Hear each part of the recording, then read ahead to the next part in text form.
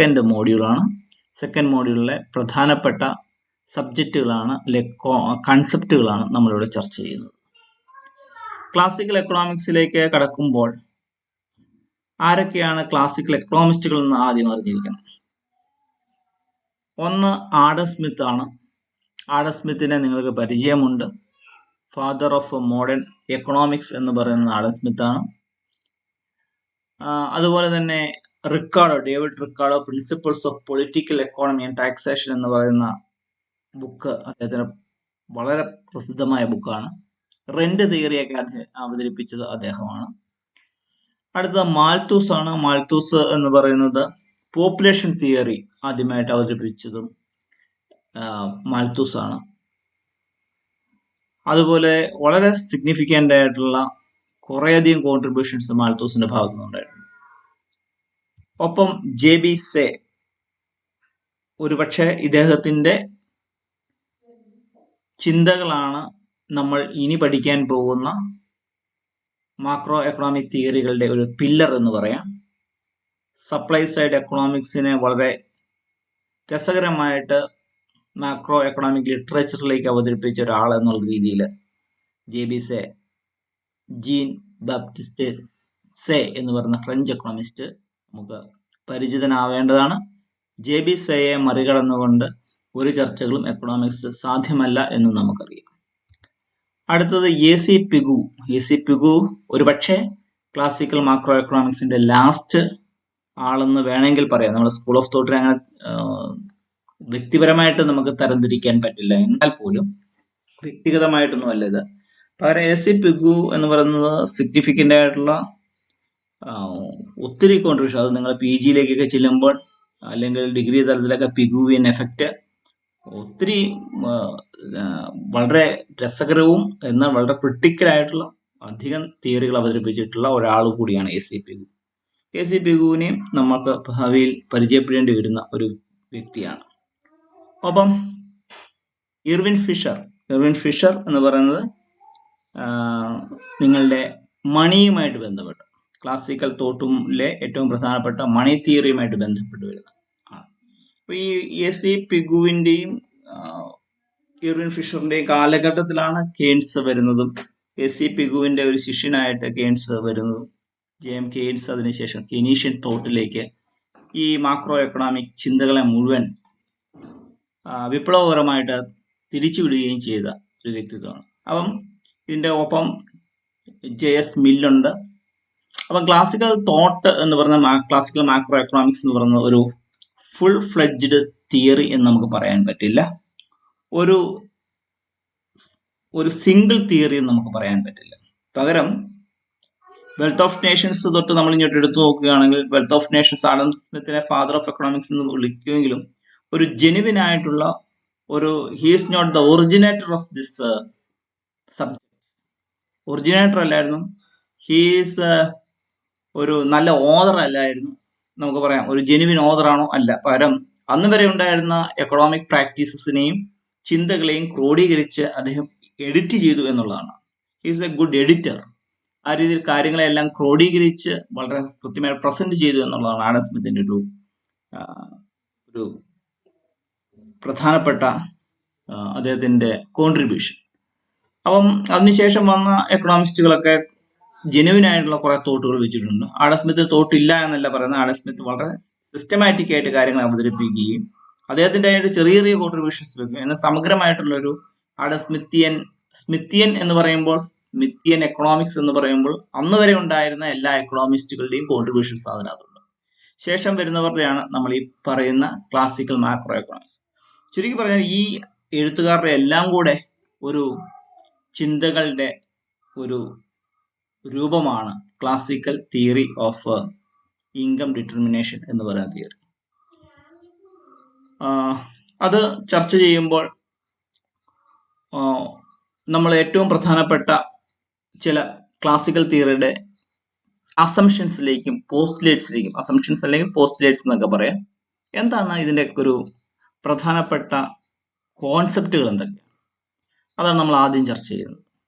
First one, full employment. ഓരോ എക്കോണമിയിൽ classical തോട്ടുകളാണ് ഈ പറയുന്നത്. അതുകൊണ്ട് നിലവിലെ മോഡേൺ മാക്രോ എക്കണോമിക്സിൽ നമ്മൾ പരിചയിച്ചിട്ടുള്ള കുറേയധികം കോൺസെപ്റ്റുകൾ നമ്മുടെ മനസ്സിൽ അറിഞ്ഞോ അറിയാതെയോ പതിഞ്ഞിട്ടുണ്ടാവാം, വായിച്ചു പതിഞ്ഞിട്ടുണ്ടാവാം, കേട്ട് പതിഞ്ഞിട്ടുണ്ടാവാം. അതൊന്നും നമ്മളിപ്പോൾ ചിന്തയിലേക്ക് കൊണ്ടുവരരുത്. അപ്പോൾ സംശയങ്ങൾ കൂടുതലുണ്ടാവും. വളരെ ഫ്രീ ആയിട്ട് നമ്മുടെ ഒരു എംപ്റ്റി ബോക്സ് ആയിട്ട് നമ്മുടെ ചിന്തകളെ വിടുക. അതിനുശേഷം ഇവിടുന്ന് ആരംഭിക്കുക. ക്ലാസിക്കൽ എക്കണോമിക്സിന്റെ ആദ്യത്തെ ആർഗ്യുമെന്റ്, അല്ലെങ്കിൽ അവരെപ്പോഴും പറയുന്നത്, എക്കോണമിയിൽ ഒരു ഫുൾ എംപ്ലോയ്മെന്റ് ഈക്വിലിബ്രിയം ഉണ്ട് എന്നുള്ളതാണ്. Not only for labour market but also of other major resources such as land, capital, and other factors of production. All these factors of production are fully employed. There is no unemployment in the market. Such full employment does not mean that temporary unemployment will not exist. And അർത്ഥം ഒരു temporary unemployment ഇല്ല എന്നുള്ളതല്ല. Temporary unemployment ഉണ്ട്, പക്ഷേ relatively longer period involuntary unemployment is totally ruled out by classical. Okay, ഇതിന്റെ പ്രശ്നം എന്ന് വെച്ചാൽ ഇൻവോളണ്ടറി ആയിട്ടൊരു അൺഎംപ്ലോയ്മെന്റ്, എന്താണ് വോളണ്ടറി അൺഎംപ്ലോയ്മെന്റും ഇൻവോളണ്ടറി അൺഎംപ്ലോയ്മെന്റും. ഒരാൾ ഞാൻ ജോലി ചെയ്യുന്നില്ല എന്ന് കടുംപിടുത്തം പിടിച്ചിരിക്കുക, അത് വോളണ്ടറി അൺഎംപ്ലോയ്മെന്റ്. ഇൻവോളണ്ടറി അൺഎംപ്ലോയ്മെന്റ് എന്ന് പറഞ്ഞാൽ സാഹചര്യങ്ങളുടെ സമ്മർദ്ദം കൊണ്ട് ഒരാൾ ജോലിക്ക് പോകാൻ പറ്റാതെ വരുന്നു. അയാൾക്ക് ജോലി ചെയ്യാൻ ആഗ്രഹമുണ്ട്, എല്ലാം ഉണ്ട്, പക്ഷെ അയാൾക്ക് ജോലി കിട്ടുന്നില്ല. ആ അവസ്ഥയാണ് ഇൻവോളണ്ടറി അൺഎംപ്ലോയ്മെന്റ്.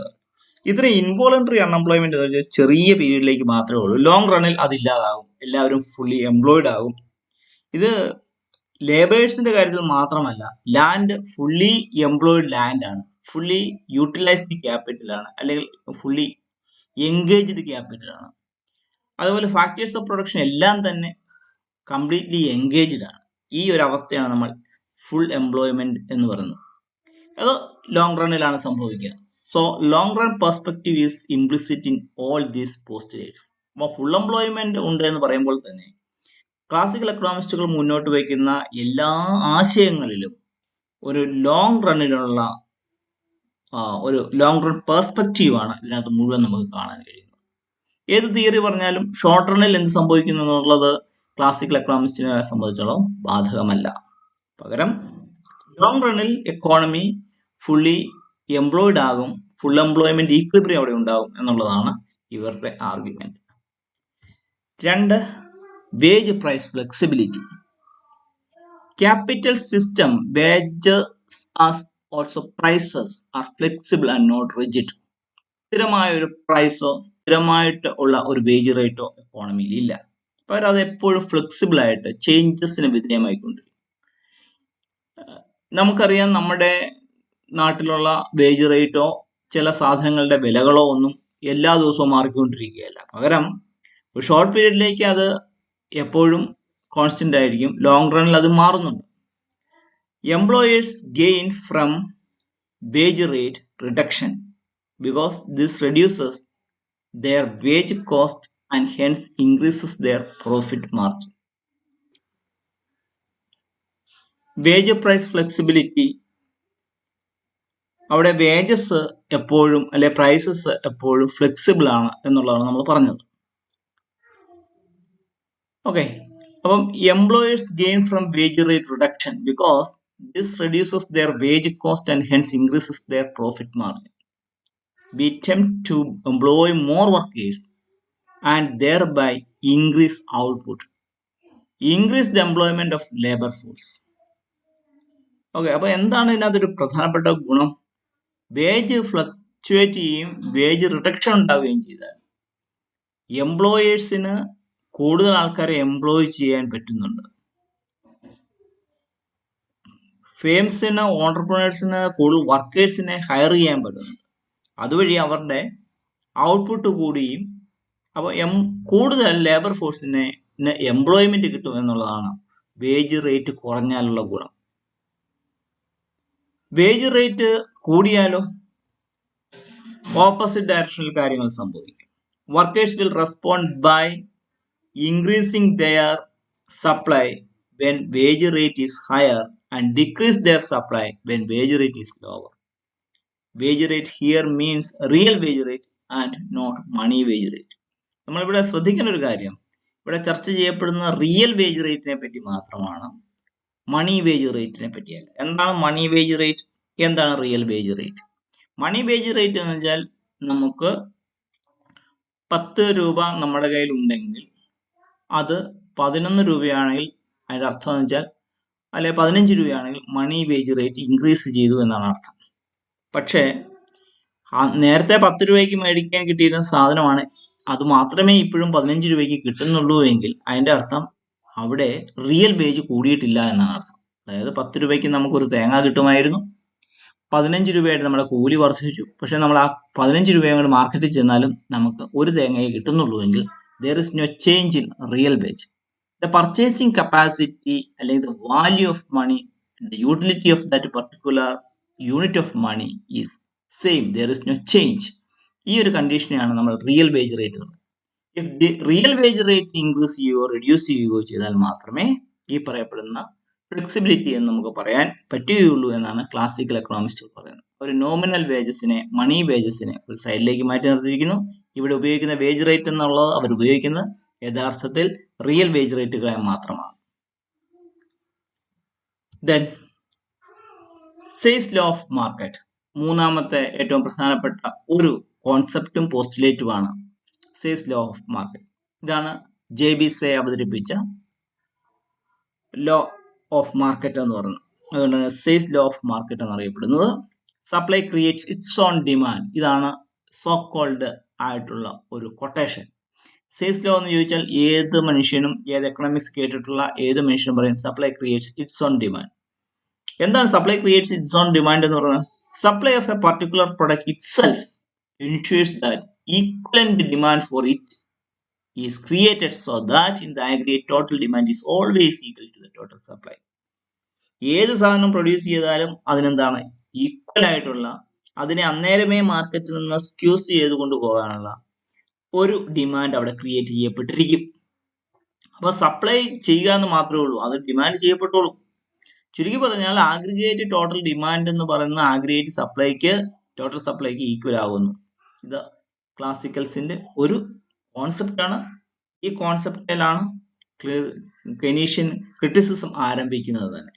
അപ്പം സപ്ലൈ എന്ന് പറയുന്ന ഒത്തിരി ക്രിറ്റിസിസം നമുക്ക് അതിന്റെ മുകളിൽ ഇന്നത്തെ ഒരു മോഡേൺ മാക്രോ എക്കണോമിക് സിനാറിയോയിൽ നിന്നുകൊണ്ട് ചിന്തിക്കുന്ന ഏത് വിദ്യാർത്ഥിക്കും ഒത്തിരി ചോദ്യങ്ങൾ ഇവിടെ ചോദിക്കാനുണ്ട്. പക്ഷെ മനസ്സിലാക്കുക, ഇത് അവരുടെ ഒരു അസംപ്ഷൻ ആണ്, അവരുടെ പോസ്റ്റുലേറ്റ് ആണ്, ബേസിക് കോൺസെപ്റ്റ് ആണ്. അവിടെ നിന്നുകൊണ്ടാണ് ഒരു ക്ലാസിക്കൽ മാക്രോ എക്കണോമിക് തിയറിയെ ഡെവലപ്പ് ചെയ്യുന്നത്. This means there will be no overproduction or underproduction of any good in the economy. ഒരു ഓവർ പ്രൊഡക്ഷനും ഇല്ല, അണ്ടർ പ്രൊഡക്ഷനും ഇല്ല. It is possible, however, that supply of any particular good at a point of time may either be greater or less than its demand, possibly due to the failure of the producer to correctly predict the actual requirement. എന്താണ് ഇവിടുത്തെ പ്രശ്നം? If there is any overproduction, if there is any underproduction, ഇത് രണ്ടും സംഭവിക്കാം, നമ്മളത് തള്ളിക്കളയുന്നില്ല. If there is any overproduction or underproduction, the reason is the entrepreneur or producer, he or she failed to correctly predict the actual requirement. അത് പ്രൊഡ്യൂസറുടെ ഭാഗത്തുള്ള തെറ്റാണ്. അദ്ദേഹത്തിന് കൃത്യമായിട്ട് predict ചെയ്യാൻ കഴിഞ്ഞിട്ടില്ല ഇത്ര മാത്രം ഡിമാൻഡേ ഉള്ളൂ എന്ന് പ്രെഡിക്റ്റ് ചെയ്യാൻ. ആ ഒരു പ്രശ്നമായിരിക്കാം, അല്ലാതെ എക്കോണമിയിൽ പ്രശ്നങ്ങളൊന്നുമില്ല. എക്കോണമി ലോങ് റണ്ണിൽ എപ്പോഴും ഫുൾ എംപ്ലോയ്മെന്റ് ഈക്വിലിബ്രിയത്തിലേക്ക് പോകും. അതുകൊണ്ട് തന്നെ ഇവിടെ ഉൽപ്പാദിപ്പിക്കുന്ന സാധനങ്ങൾ അതിന് കൃത്യമായിട്ടൊരു ഡിമാൻഡ് ഉണ്ടാവും. പിന്നെ എന്താണ് ബുദ്ധിമുട്ട്? എന്തെങ്കിലും ഓവർ പ്രൊഡക്ഷനോ അണ്ടർ പ്രൊഡക്ഷനോ വന്നു കഴിഞ്ഞാൽ അതിന് കാരണം എന്ന് പറഞ്ഞാൽ ഓണ്ടർപ്രണറിന്റെ പ്രഡിക്ഷൻ കപ്പാസിറ്റിയുടെ കുറവാണ്, അതിനകത്തെ ഫെയിലിയർ ആണ്. But soon necessary correction is made through appropriate adjustment in it supply. അതുകൊണ്ട് തന്നെ ഒരു ഓവർ പ്രൊഡക്ഷനോ എന്തെങ്കിലും ഉണ്ടെന്ന് ഫീൽ ചെയ്ത് കഴിഞ്ഞാൽ ഉടൻ തന്നെ ഈ ഓണ്ടർപ്രണർ അത് അഡ്ജസ്റ്റ് ചെയ്യുകയും ചെയ്യും. അതുകൊണ്ട് long റണ്ണിൽ there is no overproduction or underproduction in the economy, and economy is always in equilibrium with the aggregate demand is equal to aggregate supply. പറയൂ.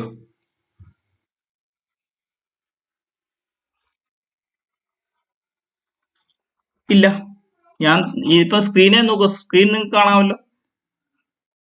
ആ നോട്ട് ഇവിടോ. Okay, supply creates its own demand എന്നുള്ളതാണ് നമ്മൾ പറയുന്ന ഏറ്റവും പ്രധാനപ്പെട്ട കാര്യം. അതാണ് അവരുടെ ഒരു കൊട്ടേഷൻ. എന്താണ് അതിന്റെ അർത്ഥം എന്നുള്ളതാണ് ഈ താഴെ എഴുതിയേക്കുന്നത്. Supply of a particular product itself ensures that equivalent demand for it is created. ഒരാൾ ഒരു പ്രൊഡ്യൂസർ ഒരു സാധനം പ്രൊഡ്യൂസ് ചെയ്താൽ ഉടനെ തന്നെ മാർക്കറ്റിൽ അതിന് ഈക്വൽ ആയിട്ടൊരു ഡിമാൻഡ് ക്രിയേറ്റ് ചെയ്യപ്പെടും. ഓക്കെ, കാരണം പ്രൊഡ്യൂസ് ചെയ്യുന്ന എല്ലാ സാധനങ്ങളും അവിടെ വാങ്ങപ്പെടും. അപ്പം അങ്ങനെ പ്രൊഡ്യൂസ് ചെയ്യുന്ന എല്ലാ സാധനങ്ങളും എന്ന് പറയുന്നത് ടോട്ടൽ സപ്ലൈ ആണ്. പ്രൊഡ്യൂസ് ചെയ്യുന്ന എല്ലാ സാധനവും വാങ്ങുക എന്ന് പറയുന്നത് ടോട്ടൽ ഡിമാൻഡാണ്. അതായത് ആഗ്രിഗേറ്റ് ഡിമാൻഡും ആഗ്രിഗേറ്റ് സപ്ലൈയും. അത് രണ്ടും ഈക്വൽ ആകും എന്നുള്ള ഒരു മാക്രോ എക്കണോമിക് പെർസ്പെക്റ്റീവിൽ ആഗ്രിഗേറ്റ് സപ്ലൈയും ആഗ്രിഗേറ്റ് ഡിമാൻഡും ഈക്വൽ ആകും. അതുകൊണ്ട് ഡിമാൻഡ് അല്ല ആദ്യം ഉണ്ടാവുന്നത്, സപ്ലൈ ആണ് ആദ്യം ഉണ്ടാവുന്നത്. സപ്ലൈ ആണ് ക്രിയേറ്റ് ചെയ്യുന്നത്. എന്തിനെ ക്രിയേറ്റ് ചെയ്യുന്നത്? ഡിമാൻഡിനെ ക്രിയേറ്റ് ചെയ്യുന്നത്. അതിന്റെ അർത്ഥം എന്ന് പറയുന്നത് ഇങ്ങനെയുള്ള ഒരു എക്കോണമി ലോങ് റണ്ണിൽ അവിടെ ഓരോ ഓവർ പ്രൊഡക്ഷനോ ഓരോ അണ്ടർ പ്രൊഡക്ഷനോ ഉണ്ടാവില്ല. എന്നാൽ ഓവർ പ്രൊഡക്ഷൻ എന്ന് വെച്ചാൽ കൂടുതൽ സാധനങ്ങൾ നമ്മൾ പ്രൊഡ്യൂസ് ചെയ്ത് വിടുകയോ മാർക്കറ്റിൽ കെട്ടിക്കിടക്കുകയോ, അണ്ടർ പ്രൊഡക്ഷൻ എന്ന് വെച്ചാൽ സാധനങ്ങൾ മാർക്കറ്റിൽ ഇല്ലാതെ വരികയോ ചെയ്യുന്ന ഒരു സിറ്റുവേഷൻ ഇല്ല. ഇനി അങ്ങനെ എന്തെങ്കിലും ഒരു സിറ്റുവേഷൻ ഉണ്ടെങ്കിൽ അതിന് ആരാണ് കാരണക്കാരൻ? ഈ പ്രൊഡ്യൂസറിന് കൃത്യമായിട്ട് ഡിമാൻഡിനെയും സപ്ലൈയൊക്കെ പ്രെഡിക്റ്റ് ചെയ്യാൻ പരാജയപ്പെട്ടു എന്നുള്ളതാണ്. ഇനി അങ്ങനെ പരാജയപ്പെട്ടാലോ അത് വളരെ ചെറിയൊരു സമയത്തേക്ക് മാത്രമാണ്. ഉടനെ തന്നെ നെസസറി കറക്ഷൻസ് അവരെടുത്ത് അതിനെ അഡ്ജസ്റ്റ് ചെയ്ത് സപ്ലൈയും ഡിമാൻഡും ഈക്വൽ ആവും. ലോങ് റണ്ണിൽ തീർച്ചയായിട്ടും supply creates its own demand. Clear ആയല്ലോ? Then dichotomised economy. ക്ലാസിക്കൽ എക്കണോമിസ്റ്റിന്റെ ഏറ്റവും വലിയ ഒരു തിയറട്ടിക്കൽ ആയിട്ടുള്ള കോൺട്രിബ്യൂഷൻ ആസ് വെൽ ആസ് ഒരു അനലിറ്റിക്കൽ സെക്ടർ എന്ന് പറയുന്നതാണ്. അവരുടെ അനാലിസിസിന്റെ ഏറ്റവും വലിയ പ്രധാനപ്പെട്ട ഒരു പോയിന്റ് എന്ന് പറയുന്നത്, ഒരു സെൻട്രൽ പില്ലർ എന്നൊക്കെ നമുക്ക് വേണം പറയാൻ പറ്റുന്ന ഒരു ആർഗ്യുമെന്റ് ഇതാണ്. എക്കോണമിയെ നമ്മൾ രണ്ടായിട്ട് തരംതിരിച്ചിരിക്കുന്നു. രണ്ട് സെക്ടറുകളാണ് എക്കോണമിയിൽ. ഒന്ന് മോണിറ്ററി സെക്ടറാണ്, അതായത് മണി മാർക്കറ്റ്, മണിയുമായിട്ട് ബന്ധപ്പെട്ടിട്ടുള്ള കാര്യം. രണ്ട് റിയൽ സെക്ടറാണ്, ഗുഡ്സ് ആൻഡ് സർവീസസ് ആണ് ഇവിടെ കൈകാര്യം ചെയ്യപ്പെടുന്നത്. റിയൽ ആയിട്ടുള്ള പ്രൊഡക്ട്സ് ആണ് ഇവിടെ നമ്മൾ ചർച്ച ചെയ്യുക. അപ്പൊ അങ്ങനെ രണ്ട് സെക്ടർ ഉണ്ട്. ഒന്ന് മോണിറ്ററി സെക്ടറാണ്, അതിനെ നമുക്ക് മണി എക്കോണമി എന്ന് വിളിക്കാം. മറ്റേത് റിയൽ സെക്ടറാണ്, real economy. While monetary sector comprises money market, real sector comprises labour and commodity market. നമുക്ക് ഫിസിക്കലായിട്ട് കാണാൻ പറ്റുന്ന ഒരു എക്സിസ്റ്റൻസ് ഉള്ള ചില സാധനങ്ങളെ മാത്രം, റിയൽ ആയിട്ട് ഉള്ള കാര്യങ്ങളെ മാത്രമാണ് ഈ റിയൽ എക്കോണമിയിൽ പറയുക. അതായത് പ്രൊഡ്യൂസ് ചെയ്ത ഗുഡ്സ് ആൻഡ് സർവീസസ്, അതുപോലെ തന്നെ നമ്മുടെ പ്രൊഡക്ഷൻ ഫാക്ടേഴ്സിൽ ഏറ്റവും പ്രധാനപ്പെട്ട ഘടകമായ ലേബർ, ഇവരുടെ പ്രസൻസ്, ഇതുള്ള മാർക്കറ്റിനെയാണ് നമ്മൾ റിയൽ സെക്ടർ എന്ന് പറയുന്നത്. അപ്പൊ ഇങ്ങനെ രണ്ട് സെക്ടറുകളുണ്ട് എക്കോണമിയിൽ. എക്കോണമിയെ രണ്ടായിട്ട് അങ്ങ് ഡിവൈഡ് ചെയ്തിട്ട് പറഞ്ഞു രണ്ട് സെക്ടർ, ഒന്ന് മോണിറ്ററി സെക്ടറാണ്, മറ്റൊന്ന് real സെക്ടറാണ്. These two broad sectors are independent, separable, or decomposable in the sense that any change in the monetary sector has no effect on the real sector. അപ്പൊ ഇതിനെ രണ്ടിനെയും അവർ കാണുന്ന അവരുടെ ആർഗ്യുമെന്റ് ആണ് ഈ പറഞ്ഞിരിക്കുന്നത്. ഈ രണ്ട് സെക്ടേഴ്സും എന്ന് പറഞ്ഞ സ്വതന്ത്രമായ സെക്ടേഴ്സാണ്. രണ്ടിനെയും നമുക്ക് വിഭജിച്ച് രണ്ടാക്കി നിർത്താൻ പറ്റുന്നതാണ്. നമുക്ക് കൃത്യമായിട്ട് പറയാൻ പറ്റും അവിടെ ഇത് തമ്മിൽ യാതൊരു കോറിലേഷനും ഇല്ല, ഇത് തമ്മിൽ യാതൊരു ലിങ്കുമില്ല. Any change in the monetary sector has no effect on the real sector. Money മാർക്കറ്റിൽ ഉണ്ടാകുന്ന ഒരു ചേഞ്ചസും ലേബർ മാർക്കറ്റിനെയോ കമ്മോഡിറ്റി മാർക്കറ്റിനെയോ ബാധിക്കുകയില്ല. അതുപോലെ തന്നെ കമ്മോഡിറ്റി മാർക്കറ്റിലോ ലേബർ മാർക്കറ്റിലോ ഉണ്ടാകുന്ന ചലനങ്ങൾ ഒരു രീതിയിലും മണി മാർക്കറ്റിൽ അതിന്റെ പ്രതിഫലനം ഉണ്ടാവില്ല. അപ്പൊ ഇത് രണ്ടും രണ്ടായിട്ടാണ് നിൽക്കുന്നത്. ഈ ഒരു അവസ്ഥയാണ്, ഈ ഒരു പ്രതിഭാസത്തെയാണ് ക്ലാസിക്കൽ എക്കണോമിസ്റ്റുകൾ ഡൈക്കോട്ടമൈസ്ഡ് എക്കോണമി എന്ന് വിളിക്കുന്നത്. അല്ലെങ്കിൽ പിന്നീട് വന്ന എക്കണോമിസ്റ്റുകൾ ഡൈക്കോട്ടമൈസ്ഡ് എക്കോണമി എന്ന് പറയും.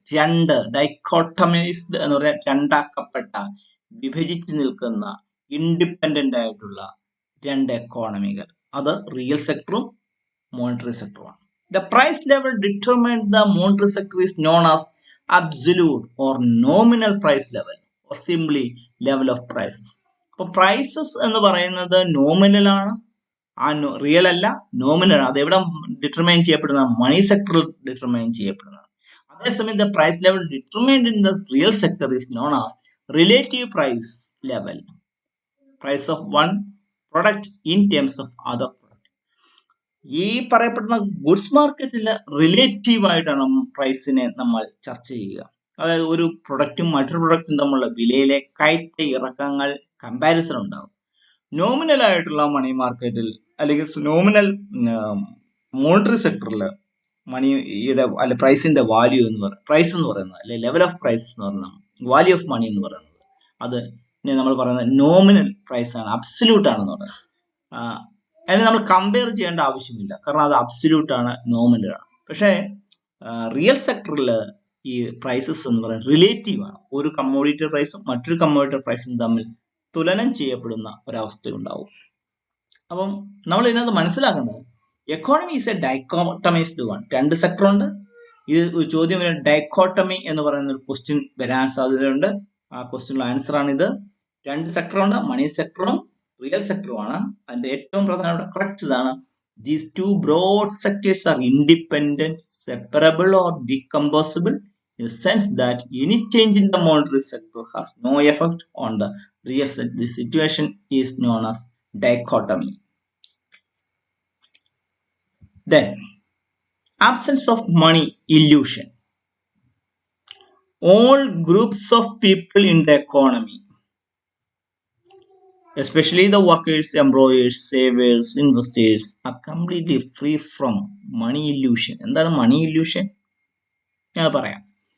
അപ്പൊ ഇതിനകത്ത് മണി ഇല്യൂഷൻ എന്ന് പറഞ്ഞ കേട്ടിട്ടുണ്ട് അല്ലെ? ഇല്യൂഷൻ നിങ്ങൾക്ക് മനസ്സിലായിട്ടുണ്ടാവാം. ഇല്യൂഷൻ നമുക്ക് ഇല്ലാത്ത, നമുക്ക് സാധനം യഥാർത്ഥം ഇല്ല അവിടെ, പക്ഷേ നമുക്ക് ഉണ്ട് എന്നൊരു തോന്നൽ. നമ്മള് ഇല്ലാത്ത ഒരു കാര്യം ഉണ്ട് എന്നൊരു തോന്നലാണ് ഇല്യൂഷൻ. ഇപ്പൊ മരുപ്പച്ച, യഥാർത്ഥത്തിൽ മരുഭൂമിയിലൂടെ പോകുമ്പോൾ ദൂരെ എവിടെയോ വെള്ളം കെട്ടിക്കിടക്കുന്ന ഒരു തോന്നൽ. ആ തോന്നൽ എന്ന് പറയുന്നതേ ഉള്ളൂ, അവിടെ ശരിക്കും വെള്ളമില്ല. അപ്പം if workers are influenced by money value of their wage rate and not by their real value, we say workers are guided by the money illusion. എന്താണ് സംഭവിച്ചത്? മണി വാല്യൂ ഇൻക്രീസ് ചെയ്തു, influenced by money value. Nominal value of the money, nominal prices of money increased എന്ന് വെച്ച് കഴിഞ്ഞാൽ അതിന്റെ അർത്ഥത്രേ ഉള്ളൂ, ഞാൻ മുമ്പേ പറഞ്ഞ പോലെ 10 രൂപ കിട്ടിക്കൊണ്ടിരുന്നവന് 15 രൂപ കിട്ടി. ഓ, എന്റെ കൂലി വർദ്ധിച്ചല്ലോ, എനിക്ക് കൂടുതൽ കൂലി കിട്ടിയല്ലോ, കൊള്ളാം, ഇനി എനിക്ക് കൂടുതൽ മേടിക്കാം എന്ന് പറയുന്ന, അല്ലെങ്കിൽ ഞാൻ ഇനി കൂടുതൽ വർക്ക് ചെയ്യും. നേരത്തെ 1 മണിക്കൂർ എനിക്ക് വർക്ക് ചെയ്താൽ 10 രൂപ കിട്ടുമായിരുന്നു, ഇപ്പോൾ എനിക്ക് 1 മണിക്കൂർ വർക്ക് ചെയ്താൽ 15 രൂപ കിട്ടും, 15 രൂപ കിട്ടും. അതുകൊണ്ട് എനിക്ക് 2 മണിക്കൂർ വർക്ക് ചെയ്താൽ, 1 മണിക്കൂർ വർക്ക് ചെയ്താൽ 10 കിട്ടി, ഇപ്പോൾ 15 കിട്ടിയിട്ടുണ്ട്. അതുകൊണ്ട് ഞാൻ 1 മണിക്കൂർ അല്ലെ 2 മണിക്കൂർ എനിക്ക് ജോലി ചെയ്താൽ നേരത്തെ എനിക്ക് 20 കിട്ടത്തില്ല, ഇപ്പൊ എനിക്ക് 30 കിട്ടും. അതുകൊണ്ട് ഞാൻ എക്സ്ട്രാ 1 മണിക്കൂർ ജോലി ചെയ്യുമെന്നൊക്കെ പറഞ്ഞുകൊണ്ട് ആൾക്കാർ അല്ലെ മണി ഇല്യൂഷൻ, അവരെ കൂടുതൽ പ്രചോദിപ്പിക്കുന്ന ഒന്നാണ്. ഇപ്പൊ ഇല്ലാത്ത ഒന്നാണോ ഇത്? ഇത് നോമിനലാണ്. മണി വാല്യൂവിന്റെ നോമിനൽ വാല്യൂ മാത്രമേ മാറിയുള്ളൂ, റിയൽ വാല്യൂ മാറിയിട്ടുണ്ടോ? അതിനാണ് ഞാൻ മുമ്പേ പറഞ്ഞ കഥ പറയുന്നത്, ഒരു തേങ്ങയുടെ വില എന്ന് പറയുന്ന കഥ പറയുന്നത്. Okay, if instead workers are only guided by real wage rate, they are said to be free from money illusion. അവര് മണി മാർക്കറ്റിന്റെ ഈ നോമിനൽ വാല്യൂവുമായിട്ട് ബന്ധപ്പെട്ടല്ല, പകരം റിയൽ വേജ് റേറ്റ് ആണ് അവർ കമ്പയർ ചെയ്യുന്നതെങ്കിൽ അവർക്ക് ഫ്രീ ഫ്രം മണി ഇല്യൂഷൻ. നമ്മൾ ചിലപ്പോഴൊക്കെ പറയാറുണ്ട്, ചില ആൾക്കാരുടെ കൂലി വർദ്ധിപ്പിക്കുന്നതിനെ പറ്റി, ശമ്പളം വർദ്ധിപ്പിക്കുന്നതിനെ പറ്റിയൊക്കെ പറയുമ്പോൾ, അയ്യോ കഴിഞ്ഞ പ്രാവശ്യം ഇത്രയും ഉള്ളായിരുന്നു, ഇപ്പം എന്താണ്ട് അവർക്ക് ഇത്രയും കൂടെ കൊടുത്തു, എന്ത് ഇതാ. പക്ഷെ ആക്ച്വലി എല്ലാ ട്രേഡ് യൂണിയനുകളും ചർച്ച ചെയ്യുന്ന റിയൽ വേജ് റേറ്റിന്റെ രീതിയിലാണ് എല്ലാ പേയ്മെന്റുകളെ പറ്റിയും സാലറികളെ പറ്റിയും വേജ് റേറ്റിനെ പറ്റിയും ഒക്കെ ചർച്ചകൾ നടക്കുക. എന്താണ് റിയൽ വേജ് റേറ്റ് എന്ന് ഞാൻ ഓൾറെഡി പറഞ്ഞു കഴിഞ്ഞു. റിയൽ വേജ് റേറ്റ് എന്ന് പറഞ്ഞു കഴിഞ്ഞാൽ നമുക്ക് കിട്ടിയ പണത്തിന്റെ മൂല്യത്തിനനുസരിച്ച് വാങ്ങാൻ പറ്റുന്ന സാധനങ്ങളുടെ നമ്മുടെ ബാസ്ക്കറ്റ്, നമ്മുടെ ബാസ്ക്കറ്റ് സെയിം ബാസ്ക്കറ്റ് തന്നെയാണ് നമുക്ക് ഇപ്പോഴും കിട്ടിക്കൊണ്ടിരിക്കുന്നത്. കമ്മോഡിറ്റി ബാസ്ക്കറ്റ് സെയിം ആണെങ്കിൽ അതിന്റെ അർത്ഥം real wage rate is stagnant or constant. അല്ല, നോമിനൽ വാല്യൂ കൂടുകയും നോമിനൽ പ്രൈസസ് കൂടുകയും അതായത് മണി മാർക്കറ്റ് നമ്മളോട് മുന്നോട്ട് വെച്ച മണി പ്രൈസസ് കൂടുകയും അതിനനുസരിച്ച് നമ്മുടെ വേജ് റേറ്റ് കൂടുതലായിട്ട് നമുക്ക് തോന്നുകയും ആ വേജ് റേറ്റ് കൂടിയപ്പോൾ നമുക്ക് വലിയൊരു ബാസ്ക്കറ്റ് വാങ്ങാൻ കഴിയുകയും ചെയ്യുന്നുണ്ട് റിയൽ വേജ് കൂടിയായിട്ട് പറയാം. So they are said to be not suffering from any money illusion. അങ്ങനെയാണെങ്കിൽ മണി ഇല്യൂഷൻ ഇല്ല. Also another related assumption is the money is neutral. It does not affect any other price like interest rate. ഇനി അടുത്ത ക്ലാസിക്കൽസിന്റെ മറ്റ് ഇതുമായിട്ട് ചേർത്ത് വായിക്കേണ്ട ഒരു വലിയ പ്രധാനപ്പെട്ട ഒരു കോൺസെപ്റ്റ് ആണ് money is neutral. Money has no power. ഒരു മീഡിയം ഓഫ് എക്സ്ചേഞ്ച് അല്ലെങ്കിൽ എക്സ്ചേഞ്ചിന് വേണ്ടി ഒരു മീഡിയമായിട്ട് മാത്രമാണ് ഈ പണം വർക്ക് ചെയ്യുന്നത്. അല്ലാതെ ഈ പണത്തിന് മാർക്കറ്റിൽ യാതൊരു റോളും ഇല്ല. റിയൽ സെക്ടറുമായിട്ട് യാതൊരു ബന്ധവുമില്ല. ഒന്നാമതെ കാരണം അത് ഡൈക്കോട്ടമിയിൽ പറഞ്ഞിട്ടുണ്ട്. അപ്പോൾ ക്ലാസിക്കൽ ഡൈക്കോട്ടമൈസ്ഡ് എക്കോണമിയിൽ പറയുന്നതിന്റെ ഒരു എക്സ്റ്റൻഷൻ ആണ് ഇപ്പൊ പറഞ്ഞ ആബ്സെൻസ് ഓഫ് മണി ഇല്യൂഷനും മണി ഈസ് ന്യൂട്രൽ എന്ന് പറഞ്ഞ രണ്ട് കോൺസെപ്റ്റുകൾ. Say's law of market. Say's law of market ഞാൻ ഇവിടെ ഒരു ചെറിയ നോട്ട് കൊടുത്തിട്ടുണ്ട്. JB സേ അദ്ദേഹത്തിനെ പറ്റിയുള്ള ഒരു ചെറിയ റൈറ്റപ്പ് ആണ് കൊടുത്തിരിക്കുന്നത്. നമ്മൾക്ക് വേണമെങ്കിൽ നിങ്ങൾക്ക് അത് വായിച്ചു നോക്കാം. JB സേയെ പറ്റിയുള്ള ഈ സ്ലൈഡ് PDF അടിച്ചിട്ട് ഞാൻ പിന്നെ നിങ്ങൾക്ക് അത് അയച്ചു തരുന്നതാണ്. അപ്പം അദ്ദേഹത്തെ പറ്റി റൈറ്റപ്പ് നിങ്ങൾക്ക് വേണമെങ്കിൽ ഒന്ന് മനസ്സിലാക്കാൻ വേണ്ടി ആരാണ് JB say, gene Baptist say എന്ന് പറയുന്ന ഫ്രഞ്ച് എക്കണോമിസ്റ്റിനെ പറ്റിയുള്ള ചെറിയ എന്താണ് സേസ് ലോ ഓഫ് മാർക്കറ്റ് നമ്മൾ ഓൾറെഡി പറഞ്ഞു കഴിഞ്ഞു. അതിനൊരു എക്സ്റ്റൻഷൻ നിങ്ങളുടെ സിലബസിനകത്ത് ഇത് സെപ്പറേറ്റ് കാര്യമായിട്ട് കൊടുത്തിരിക്കുന്നതുകൊണ്ടാണ് ഞാനും ഇതിനകത്ത് ചേർത്തിരിക്കുന്നത്. Say's law of market states that supply creates its own demand. If goods are produced, then there will automatically be a market for them. This means that there cannot be a general overproduction or glut in an economy that is based on a market system of production and exchange. Correspondingly, there cannot be a deficiency in aggregate demand. Each person's production constitutes his or her demand for other goods. Hence, for the entire community, aggregate demand equals aggregate supply. Already ഞാൻ പറഞ്ഞു കഴിഞ്ഞതാണ്, അതുകൊണ്ട് അധികം വിശദീകരണത്തിന്റെ ആവശ്യമില്ല.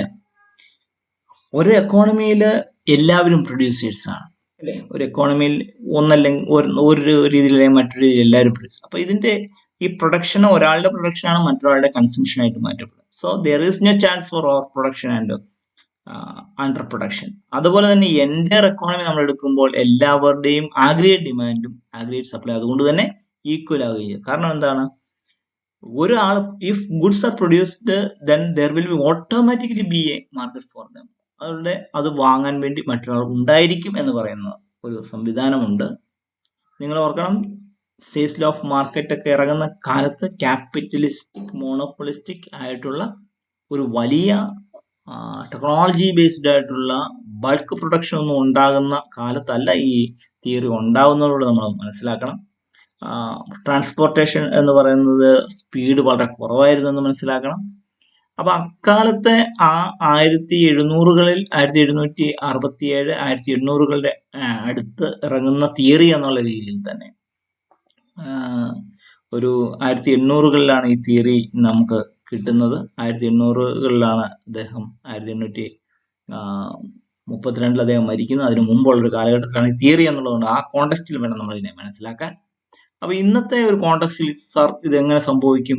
Over production ഇല്ലാതെ ഒത്തിരി സാധനങ്ങൾ കെട്ടിക്കിടക്കുന്നുണ്ടല്ലോ, അവിടെ ചിലയിടത്തൊന്നും സാധനങ്ങൾ തികയാതെ വരുന്നുണ്ടല്ലോ. ഈ ചോദ്യങ്ങളൊന്നും ഇവിടെ പ്രസക്തമല്ല. അന്നത്തെ ഒരു സാമ്പത്തിക അന്തരീക്ഷത്തിൽ ഉടലെടുക്കുന്ന തിയറികളാണ് ഇതൊക്കെ. അതുകൊണ്ട് തന്നെ ക്രിറ്റിസിസത്തിന് ഇപ്പോൾ വളരെയധികം സ്കോപ്പ് ഉള്ളതും അതുതന്നെയാണ് കെയ്ൻസ് പിന്നീട് ചെയ്തത്. അപ്പോൾ ആ ഒരു സോഷ്യോ എക്കണോമിക് കോണ്ടെക്സ്റ്റൂടെ മനസ്സിലാക്കിക്കൊണ്ട് വേണം ഈ തിയറികളെ മനസ്സിലാക്കാൻ. നിങ്ങൾക്ക് ഈ സേസ് ലോ ഓഫ് മാർക്കറ്റിന്റെ അടുത്ത ഒരു ഭാഗം എന്താണെന്ന് നമുക്ക് നോക്കാം. സേസ് ലോ ഓഫ് മാർക്കറ്റ് എങ്ങനെയാണ് ഈ supply creates its own demand എന്ന് പറയുമ്പോൾ അത് എന്തൊക്കെ അസംഷൻസിന്റെ ബേസിലാണ്, എങ്ങനെയാണ് നമുക്ക് അതിനൊന്ന് ചുരുക്കി പറയാം, അല്ലെങ്കിൽ എന്തുകൊണ്ടാണ് supply creates its own demand എന്ന് പറയാൻ പറ്റുന്നത്? ഇന്ന കണ്ടീഷൻസ് ഉള്ളതുകൊണ്ടാണ്. അതിൽ പ്രധാനപ്പെട്ട ഒരു 5 കണ്ടീഷൻസ് ആണ് പറയുന്നത്. The amount of labor and capital can be raised in a free enterprise system based on price mechanism. So ഇവിടെ പ്രൈസ് മെക്കാനിസം ആയിട്ടോ പ്രധാനപ്പെട്ടത്. അതുകൊണ്ട് ലേബറിന്റെയും ക്യാപിറ്റലിന്റെയും എമൗണ്ട് കൂട്ടുക എന്ന് പറയുന്ന ഒരു ഫ്രീ എന്റർപ്രൈസ് സിസ്റ്റത്തിനകത്ത് വളരെ സിമ്പിൾ ആയിട്ട് നടക്കും.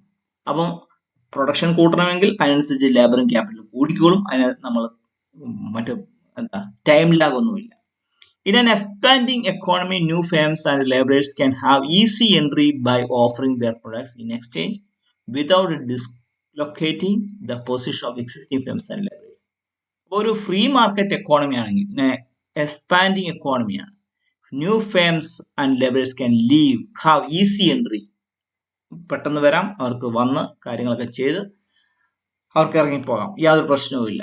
The size of market is capable of expansion. മാർക്കറ്റിന്റെ സൈസ് എത്ര വേണമെങ്കിലും കൂട്ടാം. ഇതാണ് അസംഷൻ. നമ്മളൊരു മോഡൽ വെച്ചിട്ട് ആ മോഡലിന്റെ അസംഷൻസ് ആണ് ഈ പറയുന്നത്.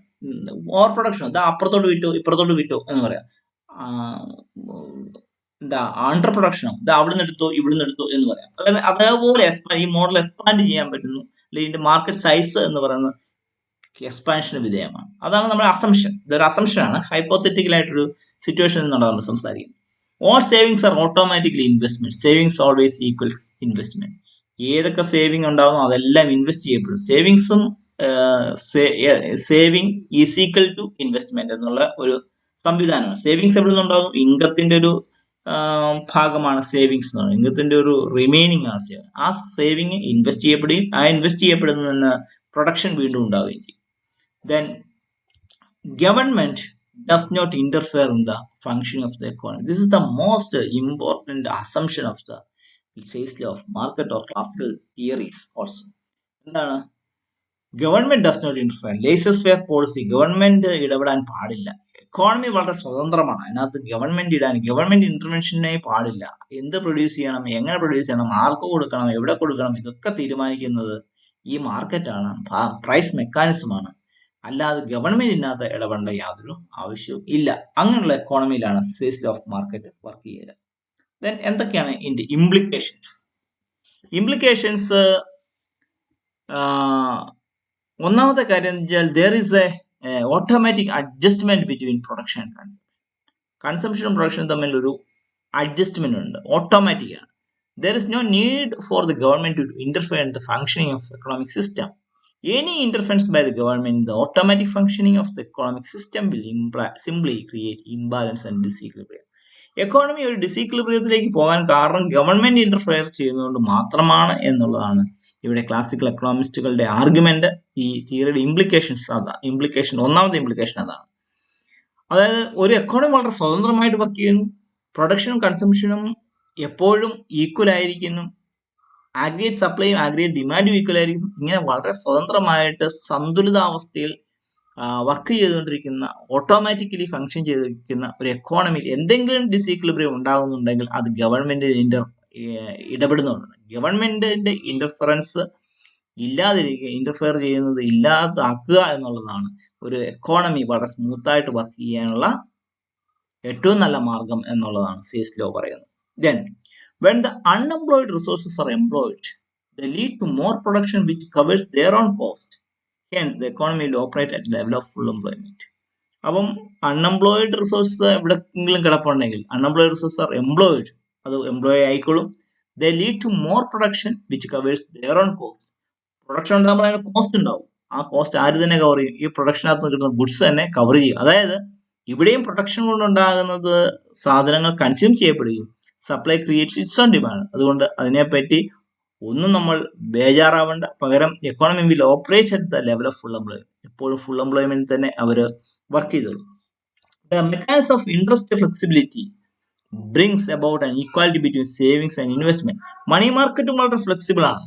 Not only the labour market, money market also flexible. അതുകൊണ്ട് തന്നെ എവിടെയെങ്കിലും ഒരു സേവിങ് ഉണ്ടായാൽ ഉടനെ തന്നെ അത് അഡ്ജസ്റ്റ് ചെയ്യാൻ വേണ്ടി ഒരു ഇൻട്രസ്റ്റ് റേറ്റ് ഉണ്ടായി. ആ ഇൻട്രസ്റ്റ് റേറ്റ് ഫ്ലെക്സിബിലിറ്റി ഉണ്ടാകും. ആ ഇൻട്രസ്റ്റ് റേറ്റ് ഫ്ലെക്സിബിലിറ്റി ഉടനെ തന്നെ അത് സേവ് ചെയ്യപ്പെട്ട പണത്തെ ഇൻവെസ്റ്റ് ചെയ്യാനുള്ള മാർഗം കണ്ടെത്തിക്കൊള്ളും. കൂടുതൽ സേവിങ്സ് ഉണ്ടായാൽ ഇൻട്രസ്റ്റ് റേറ്റ് കുറയും.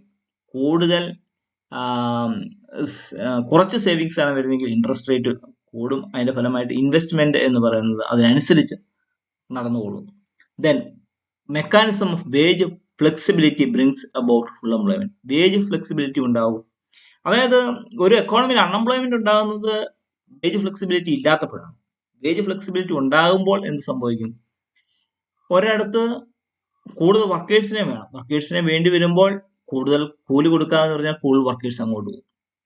ഇനി വർക്കേഴ്സ് എല്ലാവരും തൊഴിലില്ലാതിരിക്കുകയാണ്, എന്ത് സംഭവിക്കും? വർക്കേഴ്സിന് തൊഴിലില്ലാതിരിക്കുമ്പോൾ അവർ കൂലി കുറച്ച് വർക്ക് ചെയ്യാൻ തയ്യാറാണ്. അപ്പം റിഡക്ഷൻ ഓഫ് വേജസ് അത് വളരെ പ്രധാനപ്പെട്ടതാണ്. ഫുൾ അൺഎംപ്ലോയിഡ് സിറ്റുവേഷൻ എന്തുകൊണ്ടുണ്ടാകും? അൺഎംപ്ലോയ്മെന്റ് എന്ന് പറയുന്നത് കൂടുതൽ ആൾക്കാർ തൊഴിൽ രഹിതരായി നിൽക്കുന്ന അവസ്ഥയാണ് അൺഎംപ്ലോയ്മെന്റ്. ഈ അൺഎംപ്ലോയ്മെന്റ് എങ്ങനെ നമുക്ക് ദൂരീകരിക്കാം? വർക്കേഴ്സ് പറയാം ഞങ്ങൾക്ക് കൂലി കുറച്ച് മതി. അപ്പം കൂലി കുറച്ച് മതി എന്ന് പറഞ്ഞു കഴിഞ്ഞാൽ ഉടനെ ഓണ്ടർപ്രണേഴ്സ് അല്ലെങ്കിൽ ഈ പ്രൊഡ്യൂസേഴ്സ് കൂടുതൽ ആൾക്കാരെ ഹയർ ചെയ്യാൻ തുടങ്ങും. കൂടുതൽ വർക്ക് ഫോഴ്സിനെ അവർക്ക് ആവശ്യമായി വരും. കാരണം കുറഞ്ഞ കൂലിയിൽ ആൾക്കാരെ കിട്ടുന്ന അവസ്ഥ. അതുകൊണ്ട് എല്ലാ ലേബറേഴ്സും അബ്സർവ് ചെയ്യപ്പെടും. ഇതാണ് ഇതിന്റെ മറ്റൊരു ഇംപ്ലിക്കേഷൻ.